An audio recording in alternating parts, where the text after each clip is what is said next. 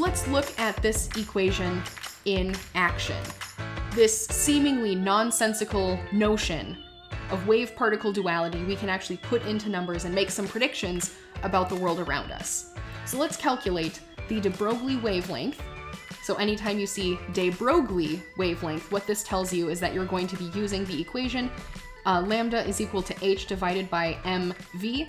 You are not going to be working with c is equal to lambda nu.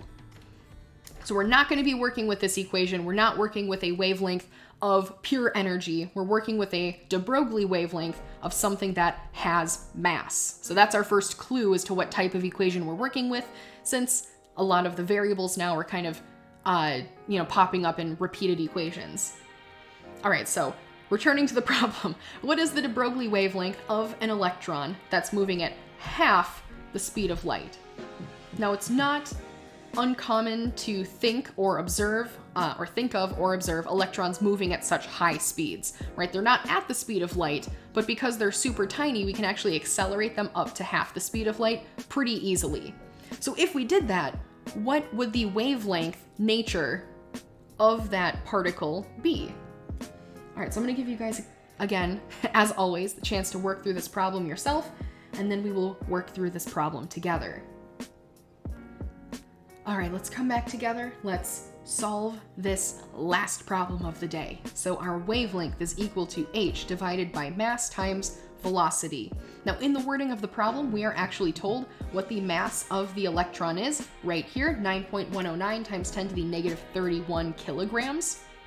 And we are also reminded as to what the speed of light is, since we are told the electron is moving at half that speed. All right, so let's start taking our numbers and plugging them into where we need them to go. The wavelength is equal to our Planck's constant, the 6.626 times 10 to the negative 34 joule seconds. And we are dividing this by mass. And again, we were told previously that the mass has to be in kilograms. We'll see why in a split second. So we're going to insert that down below. 9.109 times 10 to the negative 31 kilograms. That's G, kilograms. And we are multiplying this by the velocity of the particle, so half the speed of light. Now I could calculate what half of c is, but literally what I'm going to do is just write 1/2 of 2.998. I'll even write this as a little times to make it really clear. 1/2 of 2.998 times 10 to the 8 meters per second. All right, so now we have one cohesive equation, and we are going to crunch the number and find a wavelength on the other side. Now let's pay attention to our units, right? Again, what's a number without a unit? In the numerator, we can see that we have seconds, and in the denominator, we have inverse seconds. Well, seconds doesn't really cancel out inverse seconds if it's in the denominator. They actually multiply together, they scale together. And there's nothing in the numerator that cancels out our meters, and there's nothing that cancels out our kilograms. So are the units actually working together here? The answer is actually yes. So remember that 1 joule is equal to 1 kilogram meter squared per second squared. So as the units in this problem are apparently not working together, if we translate the joule into the kilogram meter squared per second squared, we can actually see how the units are going to be working together in a much more straightforward way.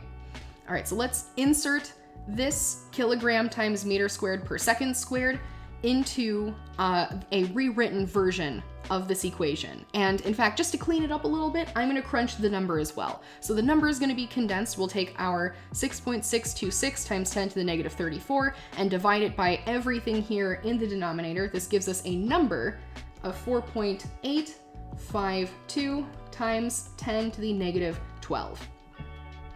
And now we have to figure out what the unit is on this number. Ideally, it's going to be some type of distance unit, but let's make sure. So we're going to substitute the kilogram meter squared per second squared for this joule here. Kilogram meter squared per second squared. And this is all times the second, since that is also present right here. in the denominator, we have a kilogram present, so we're going to divide this by the kilogram. We also have a meter. And what I'm going to do with the seconds right here, what we're literally doing with this unit is we are taking the inverse, since it's in the denominator, of an inverse, since it's 1 over the second. An inverse of an inverse actually moves the object into the numerator. So we can see we actually have 2 seconds multiplied together in the numerator right here. So I've taken the inverse of this second, since it's in the denominator of a denominator, and I'm just moving it up to the numerator because that's technically where it belongs. Once it's in the numerator, it becomes way more obvious that the seconds here are going to cancel out, since we have a second squared, dividing that by a second squared present right next door. We have a kilogram divided by a kilogram, and we have a meter squared divided by a single meter. So we're going to cancel out the squared, cancel out one of the meters in the denominator, and that leaves us with 1 man standing, 1 unit of the meter. So this tells us that the wavelength of an electron moving at half the speed of light is 4.852 times 10 to the negative 12 meters. Now, that's fine, but let's give this value even more context. Let's give this value some meaning. Is this value of a wavelength actually on the electromagnetic spectrum anywhere, or is it a nonsense number? A way to be able to tell what this wavelength of light is to compare it to an electromagnetic spectrum that has some type of measured quantities on it. So let's actually go back to our electromagnetic spectrum from earlier in the part 1 of this lecture. On this scale, we can see that there are some kind of rough cutoffs for where each of the wavelengths of energy are. Now, the large wavelengths we can see present in the unit of the meter, but the very small wavelengths, which is what we're working with, are present in the unit of the nanometer. So let's convert the wavelength that we just found into nanometers. This is going to give us a better idea of if it actually fits on the left-hand side of the spectrum or not. All right, so our wavelength of 4.852 times 10 to the negative 12 meters, we're going to convert this into nanometers. And as I said earlier, we can remember what the exponent for our conversion of the nanometer is. Since nanometer starts with an n, we know that the conversion is going to be 10 to the 9, since 9 also starts with an n. And there are that many nanometers per every 1 single meter.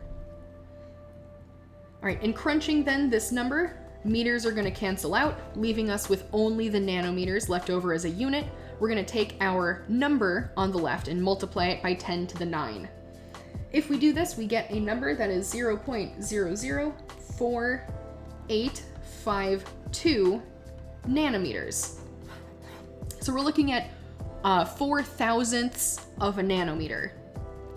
So now that we have the wavelength, allegedly, right, our de Broglie wavelength for an electron moving at half the speed of light, as previously stated, we can now return to the electromagnetic spectrum here. And since we were trying to find something on the scale of the nanometer, where we can see that each of these tick marks is approximately a factor of 100, our value was around 4 thousandths of a nanometer. And so by kind of predicting where the next tick mark would be, it would appear as though we're going to be somewhere, right, and this is all kind of qualitative, where the tick mark, the cutoff here, is around 1/100th of a nanometer. Our wavelength of light is somewhere around 4 thousandths of a nanometer, but we are functionally going to be somewhere in the gamma ray zone. So wherever it specifically is on the chart here doesn't quite matter. What's important is that we have found that the magnitude of the wavelength matches somewhere on the electromagnetic spectrum in a real appreciable way.